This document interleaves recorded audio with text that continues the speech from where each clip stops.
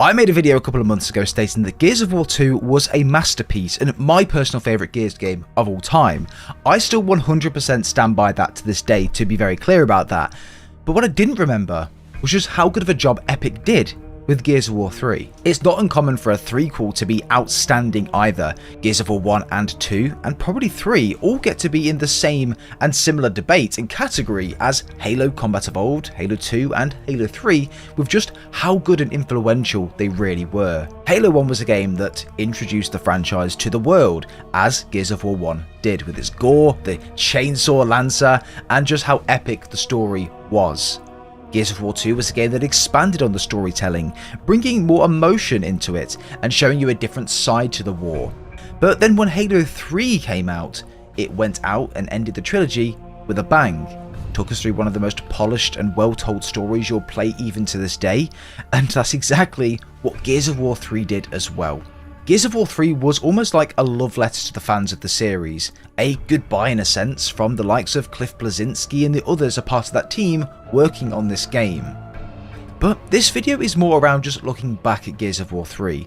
This was the game that capped off one of my favourite trilogies in gaming today. But this video is a deeper dive into the story of that game, how it evolved from the first to the second going into the third game, and how this was an astronomical leap forward in terms of gameplay, multiplayer and a campaign experience. As always with these retrospective videos, leave your thoughts and opinions down below. I would love to have a read through all of your memories of playing through this game and the previous games as well, as I always do, because these games were my childhood, they were my past, and I know that that will be the same for you guys as well. And if you've never played Gears of War, let me know down below on what you think of the video and if you ever consider going to play them. I do have a playlist down below that's linked in the description containing all of our retrospectives that we've discussed on the channel, but also one that you can look at my other two Gears of War videos, the first one and of course the second one. Both of them received very well, by the way, so definitely go check those both out. And yeah, leave your comments down below. But strap in everyone, get yourself a beverage and a couple of snacks, and let's do a full deep dive into Gears of War 3.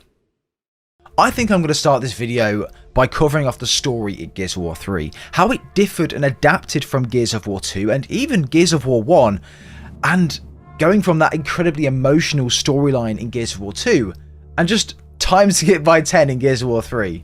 Like Halo 2 moving on to Halo 3, fans were already left incredibly high standards with Gears of War. Epic really need to step up their game somehow, taking the story to new levels and innovating enough to differentiate this game from the last one without changing things too much and ensuring the formula remains pretty much the same. Good old Cliffy B had a mammoth task on his hands with this one, attempting to rival one of the biggest masterpieces of its era in Gears of War 2. So did he do it? Let's find out. The story of Gears of War 3 takes place 18 months after Gears of War 2 and the sinking of Jacinto. The cog has fallen, but the survivors found refuge in Port Farol. After 7 weeks, the naval base they were positioned on was discovered and the survivors moved there to take refuge. On the boat we can see Marcus has adapted to his life after the sinking of Sarah, and Dom, well, after the trauma that he experienced in the previous game, he's doing all he can to keep busy, taking up the likes of gardening, crop growing as a new hobby just to pass the time away, giving Dom something to care about, something to be responsible for, as he doesn't have his wife anymore, he doesn't have his kids anymore, and ultimately something to take his mind off what had just happened. However, a short time later, the surviving Lambent started to invade the surface of this ship, forcing the humans back in Port Farol. After numerous attacks from the Lambent, everyone got split up into their groups and headed into different locations. Some chose to take haven on the emulsion rigs, others stayed on the grounds of Sarah and defended against the Lambent and the Locust threat. During the attack though, Marcus secured the landing site for Prescott, who gave him a message from his father.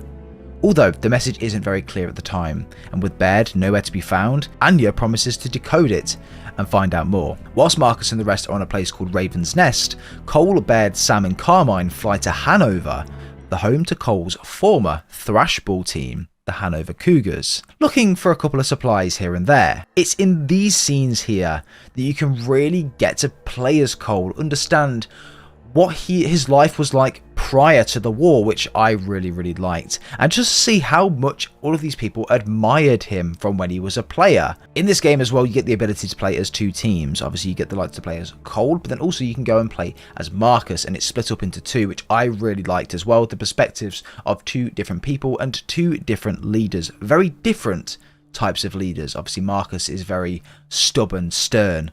Yeah, you do that. I'm not the conversational type. But when I get back, I want a nice long chat. Hey, you're him, aren't you? You're Augustus Cole. Cole Train! What brings you back here? Hey, surprised you remember me, baby. Just passing through, looking for food. If you got any to trade, the Cole Trainers sure appreciate that. But remember, it's Cole's hometown, where he's a big shot football player. Seeing all of his signs, his cutouts, seeing all the locals bum up to him a little bit, and they're just sitting back and hating every single second of it, which I loved, by the way. The dynamic of Cole and Baird is just, it really makes this experience.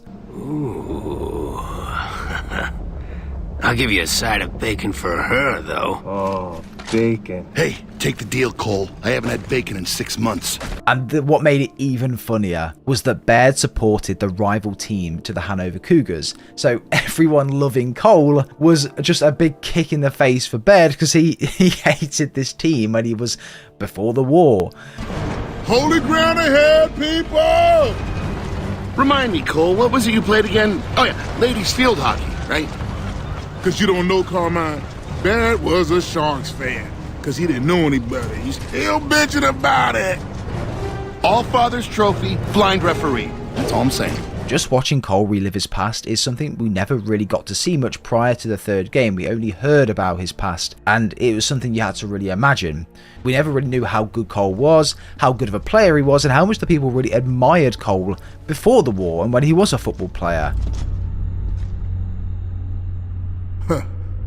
You ever feel like you did, but nobody told you?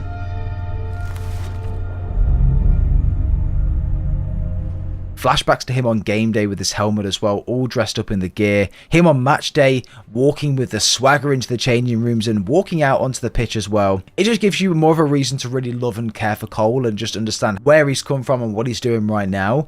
And the emotional connection you get with him increases because of these scenes. And we all know why Cole is so well loved, why he is the way that he is. Another amazing touch was also retrieving a bomb on the field with Cole dressed in his NFL helmet.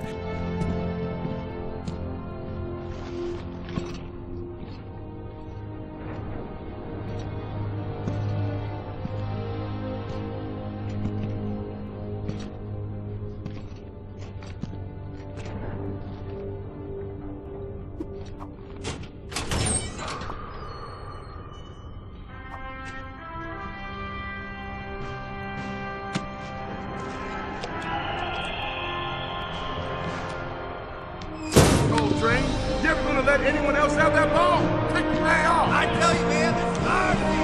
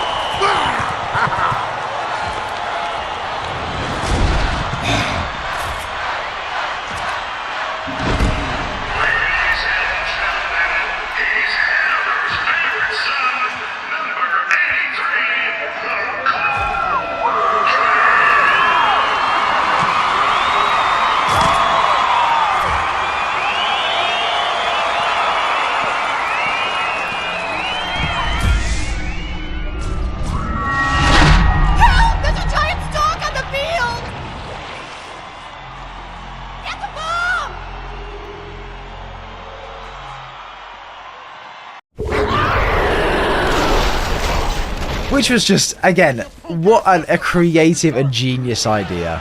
Just like when he was playing football.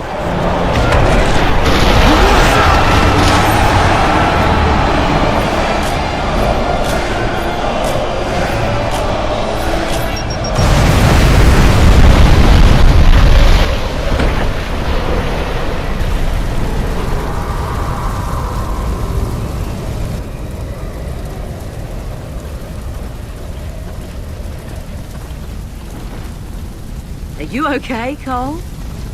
Ah! The train still got the moves, baby! Now, that was a move I first used against the Eagles in the national finals. Of course, them bitches didn't explode. Yeah, you still got it. Now let's go sweet talk the Queen of the Bums. Anyway, as they cross the bridge, they come across another stranded outpost. This one starts firing on them, and they soon find out that this is actually the Locust. Since the Hollow was flooded, the Locust have become stranded and savaged too. Cole intercepts a transmission from Marcus stating that the Raven's Nest is under attack from a Leviathan, and asks Cole for a bit of help. Baird gets the idea to use caged tickers to blow up the Leviathan and asks Marcus to lure the Leviathan under the bridge. Marcus manages to do exactly this, and Cole releases the tickers, killing the Leviathan, but also blowing up Raven's Nest and the Continental Bridge, sending the heroes deep into the water. I suppose you want me to say I've always loved you. Oh! But I don't. I really, really don't.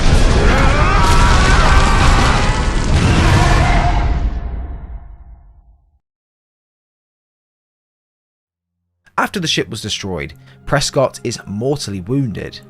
Before he died, Prescott provided Marcus with an encrypted key with the location of a secret base known as Azura, where Adam Phoenix is being held. Baird remembers working on a disc for Colonel Hoffman whilst he was at the Vectors, that he could never really crack.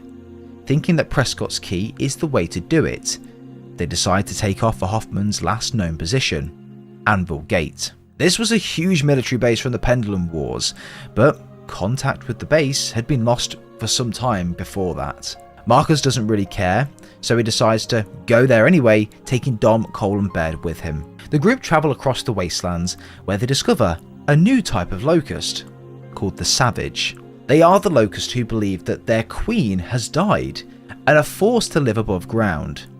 The Cogs soon encounter the Locust Queen, Queen Mira, whom was previously thought to be dead. Marcus and his team hijack a Locust gas barge and travel to Anvil Gate by air, stopping along the way to rescue the main man, Dizzy. They arrive at Anvil Gate and help Hoffman defend against the Locust onslaught, and even manage to defeat a lambent berserker along the way. Afterwards, they review the encrypted key to find the location of Azura, but discover it was protected by a man-made maelstrom, preventing the arrival by air and also above surface water. Hoffman noted the location of a submarine in the ruins of Char, a nearby city, but they need fuel in order to power it.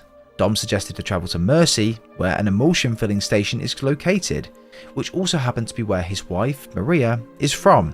Marcus, Dom, Sam, Anya, Jace and Dizzy head for Mercy whilst Cole and Baird go and look for reinforcements. At Mercy, they discover a crazy old man trying to destroy the emulsion-fueled fuel supplies, seeing as the stranded were now suffering from an unknown illness caused by their work on the fuel.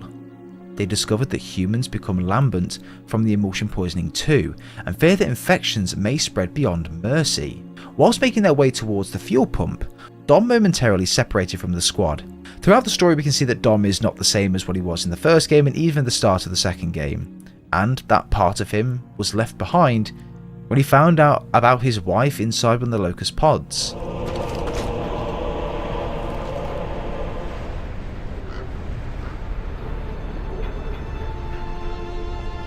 Maria. Baby, I'm sorry I couldn't bring you home.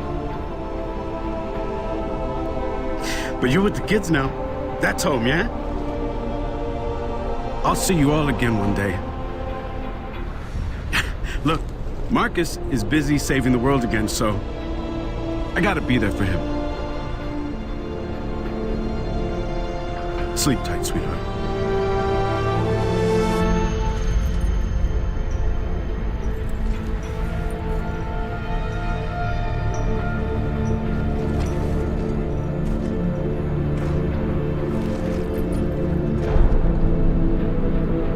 Dom lost his kids, he lost his wife, his whole family is gone.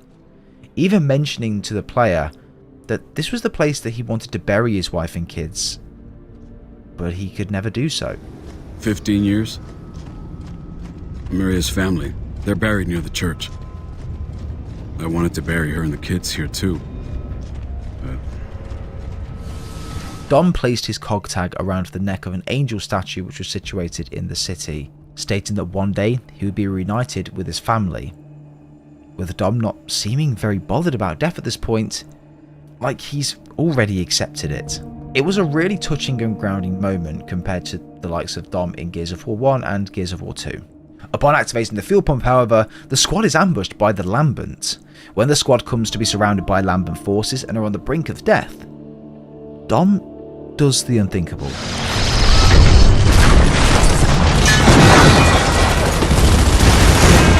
surrounded! There's too many! We're not gonna make it! Hold them off! Just hold them off!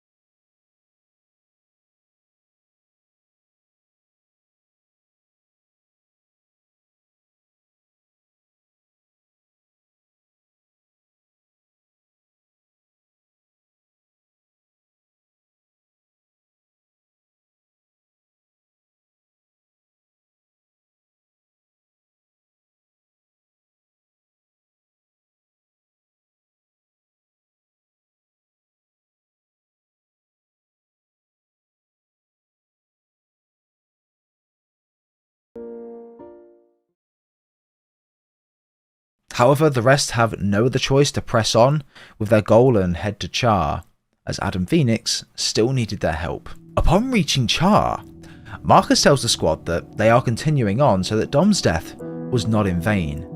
However, when we reached Char, we were surrounded by ash husks of civilians, killed when the Hammer of Dawn strikes fell, frozen forever in their final moments, hugging their kids, their loved ones, trying to run away as quickly as they could and save who they loved. As they progressed through though, an unknown figure, the same colour as the ash husks, began setting traps to try and scare them off. They find the Ashman eventually, and when they reach his outpost and the Ashman fends off both the Locust and the Lambent, he was grateful for the Cog's help, so he takes them up to see the boss. This is where they encounter someone called Aaron Griffin, the CEO of Griffin, which is essentially an emulsion corporation.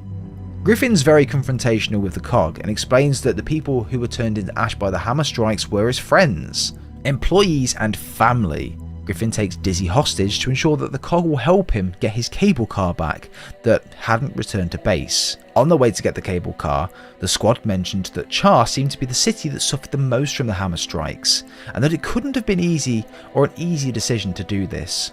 Anya here notes that she was in the room when the decision was made, and that it really wasn't an easy one to do, hitting that she feels somewhat responsible for what happened to the city, and as we can see, it's pretty much a wasteland at this point. The squad completes the task, but finds out on the way back that Queen Mira has been following their every move.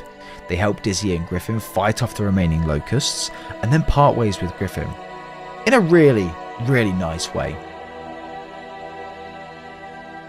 The Cog escape and eventually make sure to make their way to the naval base, where the submarine is located. After repairing and refueling it, they set off to Azura. After slipping under the maelstrom, they find the Azura is fashioned as a large resort. As they fight off the Locusts that are also trying to get to Adam Phoenix, the Cog discover that Prescott ordered the construction of Azura and brought the world's elite to it prior, to try and constitute a plan to save them from the Locust. Adam is able to contact the team via the security cameras on the island and explains that he has a cure to stop the Lambent, but needs the Cog's help to execute it. Marcus and his team fight through the Locust to shut down the Maelstrom generator with Adam's instructions, allowing Cole and Baird to arrive with ground and air support. As Lambent forces start to invade the island, the Cog make their way to the hotel where Adam is being kept. En route, they face the Queen, who reveals that Adam had been working with her for 20 plus years and refuses to let them help him complete his plan. After dispatching Mira and thinking she was dead, their squad reaches Adam's room. After a brief reunion and hearing the news about Dom, Adam explains that the emulsion is a parasite, adapting itself to both Locust and human bodies to create the Lambent, and it is evolving very quickly. Adam has developed an energy wave that functions like a neutron bomb, destroying any cells that are infected by emulsion. Through this it will kill the Lambent, but it will also kill the Locust troops as well. Adam has been in contact with Mira for over 20 years, trying to stave off the effects on the Locust and discover a cure that would not harm them. But he couldn't find it in time.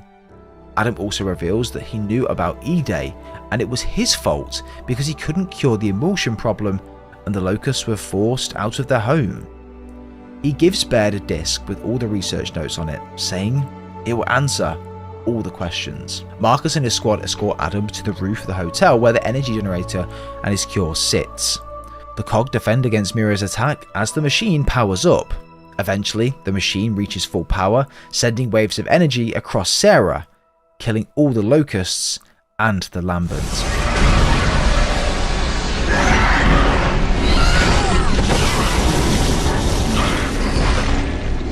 It started. Let's go, Dad. This tower's too unstable now. I'm sorry, Marcus. I'm not going to make it. It's okay. I'll carry you. Marcus, the emulsion developed faster in me because I forced it to.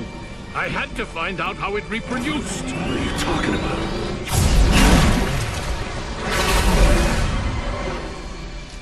Adam reveals that he will also die shortly as well, having infused himself with emulsion to test this cure, and tells Marcus to live his life to the fullest before he's also turned into ash and crumbles. Cell on Sarah. It has to. No, goddammit, I can't lose you again. I'm glad I was able to see you again, Marcus. Now go. and live for me.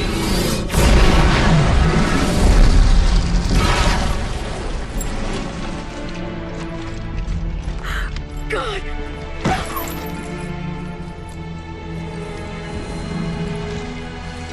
As we mentioned earlier, this game is centered not only around the huge loss of Dom, but every commonality points towards Marcus Phoenix. Marcus has experienced a significant amount of loss throughout 1, 2, and the third game. He's gone through it all, and finally, he gets a little bit back towards the end. As Marcus agonises over the loss of his father, Mira, still alive from the last attack, blames Marcus for what Adam failed to do. Finally killed him! Feel that? That's from Dom. And everyone else you killed, you bitch.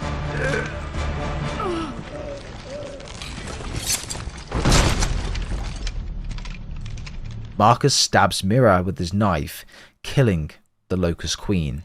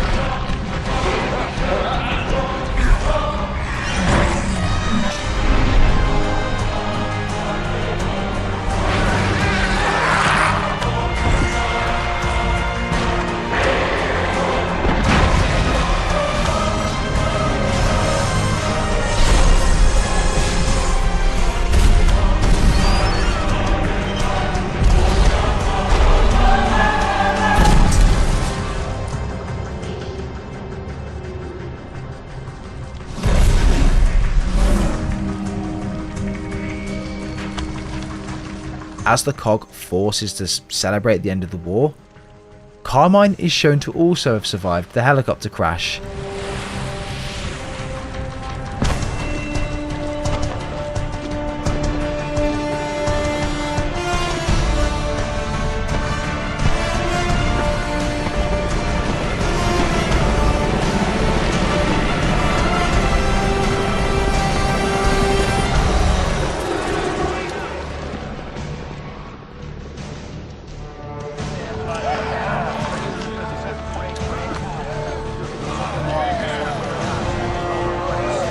And Baird and Sam show hints of a possibility of a future relationship as well.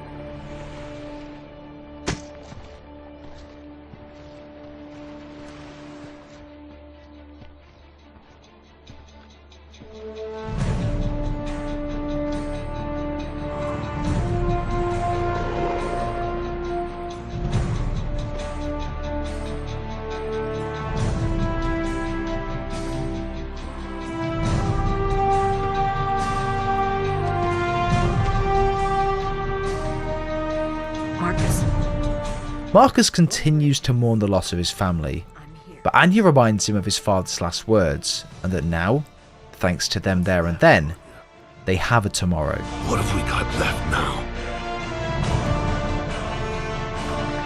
Tomorrow, Marcus. We finally got a tomorrow.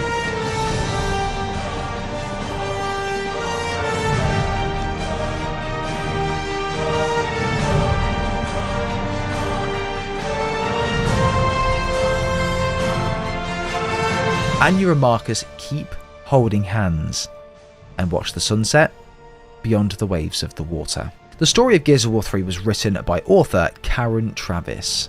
She's written 4 Gears of War novels in the past, and according to Cliff Bleszinski, Karen Travis understands the characters way better than anyone. One of the themes of Gears of War 3, as I've mentioned, is Marcus suffering. The design director says, Marcus suffering equals a good game.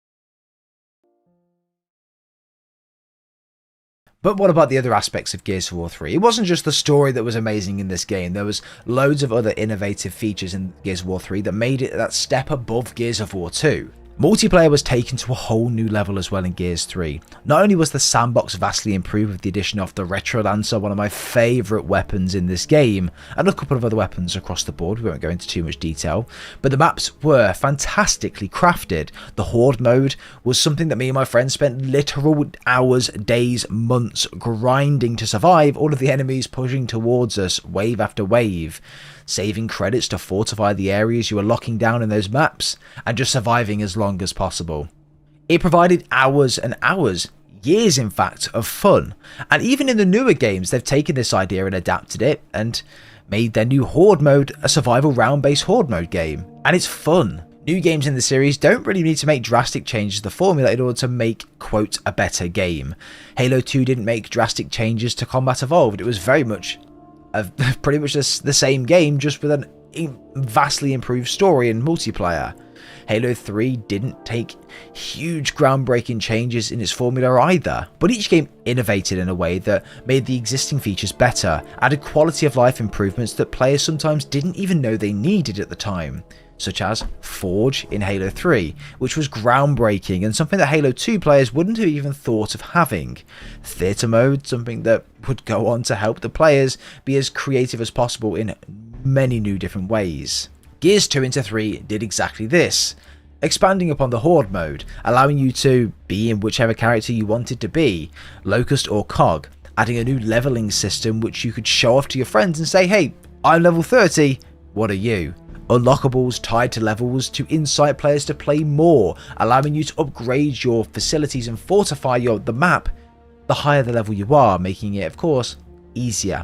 And a 4-player story mode. I mean, come on, who does not love that? Gears of War 3 didn't do a whole lot in terms of changes, but it did enough innovating to make the game feel fresh, to make you want to dump hours and hours into not just the campaign, but also the multiplayer, the Horde mode, and PvP, and make playing with friends that much more fun. But that is a deep dive into Gears of War 3. Mostly we cover the story on this channel because we are a lore and story channel. We love to dive into stories and think back and to look at them. But yeah, the multiplayer was a huge part of my Gears of War childhood and growing up as well. So we did cover it off a little bit there at the end. But for me, Gears of War 3 is also probably, I would say, a masterpiece. Like, I don't like to throw the masterpiece word around, right? I don't like it. I would probably just say that the first trilogy of Gears of War was just a masterpiece trilogy. The first trilogy of Halo was a masterpiece trilogy. You can't throw that word around too much, and I know that it is thrown around quite a lot, but Gears of War 3 was a step above Gears 2. For me, Gears 2 is my favourite Gears of War, and it always will be, just because of the nostalgia I've got and the love for it that I've got. But in terms of a better game, Gears of War 3 is a better game than Gears of War 2. Like, Halo 3 is a better game than Halo 2, but Halo 2 is still one of my favourite games of all time. Do you understand what I'm saying? So I think Gears of War 3 was exactly what the community needed. It's exactly what we wanted. It was that step up from Gears 2 that everyone wanted as well. And the Horde mode, I mean, my god, was just so good. My favourite Horde mode to date, and so many memories on that game as well. But enough of me rambling on. Let me know your thoughts and opinions down below on what you guys think of Gears of War 3. Do you like Gears of War 3? Do you think it is better than Gears of War 2? What are your thoughts on this game? If you've never played it, I would urge you to go and play this game. It's on Game Pass, it's completely free. Just jump on. It's like a 6-hour campaign. You can get through it. It's fairly quick, and the story is just gut-wrenching. It is, honestly, so good. But I hope you have enjoyed today's video, everyone. Let me know your thoughts and opinions down below. Leave a like if you did enjoy as well. It'd be very much appreciated. Subscribe as well if you're brand new to the channel for loads of retrospective game reviews and story reviews and stuff coming to the channel as well. And loads of new games coming out this year as well, which you do not want to miss out on. It's going to be a very big end to the year for us here. And yeah, I'm really looking forward to it. But have a good rest of your day, everyone. We'll speak to you all next time.